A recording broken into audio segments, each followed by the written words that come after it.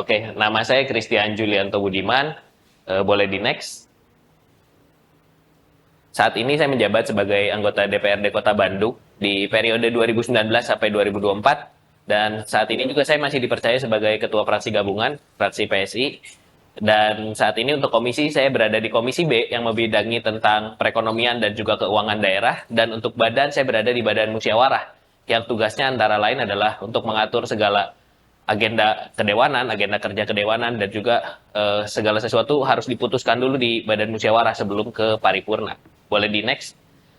Ketika saya menjabat di periode ini, sampai saat ini, menjelang 3 tahun masa jabatan, saya sudah terlibat di dalam beberapa pansus, karena salah satu tugas anggota Dewan adalah membuat peraturan daerah, dan saya sudah terlibat di beberapa peraturan daerah, yaitu tentang penyelenggaraan pariwisata, tata tertib kode etik, dan juga Perumda Tirta Wening. Lalu saya terlibat juga di pembentukan dan susunan perangkat daerah, SOTK yang baru, dan juga di 2020 adalah di LPPL Radio Sonata. Boleh next. Di tahun 2021 saya dipercaya sebagai Wakil Ketua Pansus tentang penyelenggaraan perizinan berusaha, pencabutan Perda bantuan keuangan terhadap partai politik, dan juga pencabutan Perda terhadap lembaga kemasyarakatan kelurahan, dan juga retribusi bangunan gedung. Untuk periode ini, Perda yang akan kita kerjakan adalah Perda tentang pelayanan pemakaman umum. Boleh di next. Kalau bicara visi sebenarnya saya agak rancu juga gitu berdasarkan apa yang sudah dijalankan selama 3 tahun gitu. Sebenarnya anggota dewan itu tidak seperti kepala daerah yang mempunyai visi misi gitu. Jadi kalau kepala daerah bisa mempunyai visi misi yang dituangkan dalam RPJMD, anggota legislatif itu merupakan bagian dari lembaga yang nggak bisa mempunyai visi pribadi gitu. Karena visinya adalah visi kelembagaan. Tapi kalau misalnya syaratkan sebagai sebuah visi seperti form yang tertulis dari form KPU, ya makanya saya menjadikan ini sebagai mungkin lebih tepat tagline gitu, menjadi wakil rakyat yang cerdas, jujur, dan berintegritas. Dalam artian cerdas ini kita memahami apa yang menjadi kebutuhan masyarakat dan juga memberikan solusi bagi masyarakat tersebut gitu sesuai dengan kebutuhannya. Jujur dalam artian melakukan segala sesuatu sesuai dengan aturan yang ada tanpa melewati hati nurani. Dan berintegritas ini adalah saya maknai sebagai kita melakukan sesuatu dengan benar ketika ada yang melihat maupun tidak ada yang melihat. Untuk mewujudkan visi ini, salah satu yang saya lakukan adalah dengan selalu memposting apa yang telah saya lakukan dalam bentuk laporan kegiatan yang secara bulanan maupun tahunan saya tampilkan dalam sosial media saya sehingga bisa diakses oleh publik. Boleh next. Yang menjadi value saya dalam maju dalam kontestasi untuk periode kedua adalah saya ingin konsisten menyuarakan transparansi anggaran dan juga penggunaan anggaran secara efektif setiap tahunnya. Mengapa? Karena sebagaimana yang kita alami gitu ketika berada di dalam selama ini, anggaran kita ini tidak transparan. Sebagai bukti, ketika saya maju di periode 2019, saya mencoba untuk mengakses APBD Kota Bandung. Saat itu APBD kita nilainya 7 triliun. Ketika saya minta ini uang kita loh, uang rakyat ini 7 triliun dipakai untuk apa aja, saya hanya mendapat rincian sebanyak 2 halaman. Jadi pemasukan PAD berapa, pengeluaran berapa, belanja modal berapa, belanja operasional berapa, hanya 2 halaman, uang 7 triliun dipertanggungjawabkan kepada publik hanya dalam 2 halaman. Menurut saya ini adalah sesuatu yang belum tepat, ya bisa dibilang bahkan tidak adil bagi masyarakat. Ketika kita menjadi anggota legislatif pun, banyak kendala yang masih kita alami untuk mengakses terhadap data APBD tersebut gitu. Nggak semudah itu juga gitu. Tiba-tiba dari TAPD mau memberikan langsung gitu kepada kita hanya diberikan gelonggongan 1.500 halaman buku anggaran itu 1.500 halaman dan itu levelnya nggak sampai komponen. Kita nggak tahu itu belanja apa aja, berapa banyak, detailnya berapa rupiah kita nggak tahu. Kita perlu akses yang lebih jauh gitu dan sebagai anggota dewan pun akses terhadap itu masih cukup sulit, masih sering ditutup-tutupi sampai kita ngadat baru dikasih gitu. Itu yang ingin kita perjuangkan supaya transparansi anggaran ini bisa dirasakan lebih baik lagi untuk masyarakat Kota Bandung. Ini yang sudah kita lakukan salah satunya ketika kita menyatakan walkout terhadap anggaran 2022.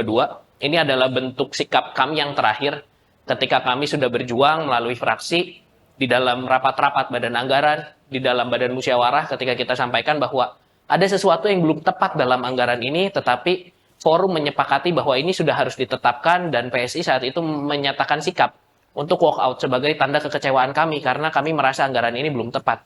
Selain itu kami juga meminta transparansi anggaran 3 tahun berturut-turut ketika pembahasan anggaran di 2019, 2020, dan juga 2021. Dan sampai saat ini rasa-rasanya keterbukaan anggaran masih menjadi cita-cita gitu. Padahal kita terus memperjuangkan hal itu bisa diakses oleh publik. Boleh selanjutnya video mungkin yang tadi saya sempat kirimkan. Iya, selanjutnya video. Nah, ini ada untuk penganggaran, kira-kira bisa nggak dipetakan berapa untuk konstituen PSI dan berapa ke umum? Begitu maksud saya. Ya, untuk konstituen itu penganggaran ini menjadi sebuah hal yang utama enggak buat Bro Chris Jul gitu loh. Untuk konstituen kita ya, untuk anggota PSI. Silakan aja sebentar. Oke, kalau misalnya secara spesifik gitu, kita bicara dari persen yang bisa dialokasikan untuk konstituen PSI, rasa-rasanya cara kerjanya APBD itu nggak seperti itu gitu. Mohon maaf kalau saya salah gitu, tetapi APBD ini kan kita membagi anggaran terhadap setiap kebutuhan yang ada, bukan dilihat terhadap konstituennya siapa gitu. Jadi rasanya sulit juga kalau misalnya nanti PSI kita butuh anggaran sekian buat konstituen kita butuh sekian buat partai lain, rasa-rasanya kan sulit juga gitu ngukurnya gimana. Dan juga setiap konstituen tentunya memiliki kebutuhan yang berbeda. Misalnya saya dari satu dapil saja, di dapil 6 saja sudah sangat beragam kebutuhan konstituen. Ada mereka yang misalnya tadi pengusaha tahu, kebutuhan mereka adalah mungkin pembinaan bagaimana mereka bisa melakukan marketing yang baik gitu sehingga produk tahu mereka bisa memiliki SOP hygiene yang bagus, bisa memiliki NIB mungkin gitu, mereka bisa memasarkan ke publik dengan lebih luas. Akan berbeda dengan kebutuhan ibu-ibu PKK misalnya yang kebutuhannya adalah mereka melakukan urban farming, mereka bertani. Akan beda juga kebutuhannya dengan mereka yang pemilik toko-toko kain gitu di daerah Cigondewa. Jadi rasa-rasanya sulit untuk kita mengalokasikan. Idealnya begitu bro, idealnya memang begitu, demi rakyat, bahasanya kan rakyat. Sekarang kita kan berbicara sebagai anggota DPRD dari PSI, kan? Artinya ada hal-hal yang saling menopang di kondisi itu. Maksud saya, ketika ada pun program-program ini, kemudian kita bisa memperhatikan konstituen. Itu maksud saya, bro. Sehingga dengan demikian keanggotaan kader di PSI itu juga berjalan beriringan dengan program bro yang dijalankan di DPRD Kota Bandung. Itu maksud kita betul. Memang anggaplah kita tidak mengetahui dari mana lapisan mana rakyat ini gitu ya. Tapi untuk kepentingan anggota PSI itu menjadi porsi utama bro nggak gitu loh. Ya mungkin kalau saya bisa bilang mungkin terdengarnya klise gitu, tapi ketika kita dipilih sebagai anggota legislatif, sudah dilantik, kita disumpah atau menyatakan janji gitu bahwa kita tidak bisa membedakan golongan lagi. Jadi baik itu milih kita kemarin atau nggak milih kita kemarin. Tapi yang jelas kita akan memastikan bahwa konstituen kita gitu, tempat yang mungkin sebelumnya kita kunjungi sebelumnya, atau kita pernah berinteraksi dengan warga setempat, mereka bisa memperoleh akses terhadap apa yang mereka butuhkan. Mungkin kita bisa memastikan itu kalau tidak secara langsung gitu ya. Iya. Oke, itu. Satu lagi dari saya, supaya tidak semua saya borong pertanyaannya nanti. Dalam hal korupsi, bro, biasanya itu saya dengar-dengar ada cashback gitu ya, semacam uang terima kasih atau apalah gitu ya. Nah, kira-kira menurut bro bagaimana tips bagi Alek gitu ya, anggota legislatif kita untuk menghindar dari korupsi ini gitu, praktik korupsi. ya kalau Kota Bandung. ya, kalau kami dari PSI saya pikir sudah diberikan banyak kemudahan oleh partai. Pertama ketika kita mendaftar kita tidak dipungut uang formulir, ketika kita menjabat pun kita tidak diminta setoran partai. Jadi rasa-rasanya kita bisa lebih mudah untuk menolak godaan yang namanya cashback dan juga proyek-proyek yang tidak halal gitu. Karena ketika orang lain harus mengambil cashback untuk menutup biaya politiknya atau setoran terhadap partainya di PSI, kita tidak perlu melakukan itu. Kita hanya diminta kerja benar. Saya ingat persis pesan dari waktu itu sekjen kita, Bro Raja Juli. Kita nggak pungut sepeser pun dari kalian, tapi kalian kerja dengan benar, lakukan yang baik, apa yang menjadi tugas kalian. Itu yang dipegang sih oleh teman-teman PSI, setidaknya di Kota Bandung. Ya. Cukup dulu, silakan. Kawan-kawan panel yang lain. Oke, Bro Chris. Ian Julianto Budiman, anggota Dewan yang terhormat. jadi gini Bro Chris, saya sih kalau visi misi itu segala macam saya udah paham lah. Kita udah banyak ngelakuin hal yang benar dan baik ya. Tapi gini Bro Chris, saya lebih merhatiin ke internal partai. Jadi kontribusi Bro kan maju sebagai anggota dewan dari partai, otomatis kita Bro baru mau nggak mau kan sebagai wakil dari partai ini. Apalagi Bro waktu mencalonkan 2019 dari dewan menempatkan suaranya 2 dapat banget 5.000 kan? 5.000-an nih. Itu strategi kampanye progres itu apa? Terus konsekuensinya progres yang apa itu? Udah tahu belum? Kira-kira konsekuensinya sebelah mana tuh 5.000-an? Oke. Kalau untuk 2019 kita 5.600 suara, saya suara pribadi, kebanyakan kantong-kantongnya adalah dari suara-suara komplek. Jadi karena Dapil 6 ini banyak pemukiman perumahan gitu, jadinya memang suara kita PSI besarnya di situ, di suara-suara komplek, yang mana pola pendekatannya juga agak berbeda dengan suara-suara misalnya yang bisa dikanvasing, diketok rumahnya. Karena suara komplek ini kan kita nemuin yang punya rumah aja sulit gitu. Jadi kalau pendekatannya gimana, kemarin kita mainkan di sosial media. Jadi kalau yang jelas berdampak itu kita main di WhatsApp group. Kita sharing gitu bahwa kita mencalonkan, kita siapa gitu, kita mencalonkan, tujuannya seperti apa, kita share di WA group. Selain itu kita juga pasang iklan di sosial media, karena sosial media bisa menentukan radius berapa kilometer kita pengen iklan kita terlihat. Mungkin itu sih yang kita lakukan. Berarti artinya konstituen sekarang nggak dirawat ya? Berarti kan supporter.